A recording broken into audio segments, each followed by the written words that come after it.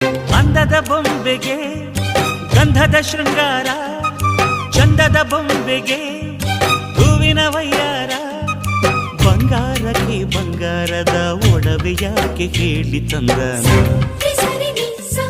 ಹೂವಿಗೆ ಹೂವಿನ ಅಲಂಕಾರ ಯಾಕೆ ತಂದನ.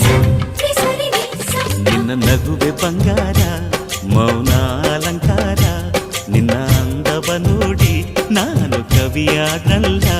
ಅಂದಕ್ಕೆ ಅಂದ ತಂದ ತಂದಾನ. ಅಂದದ ಬೊಂಬೆಗೆ ಗಂಧದ ಶೃಂಗಾರ, ಚಂದದ ಬೊಂಬೆಗೆ ಹೂವಿನ ವಯ್ಯಾರ.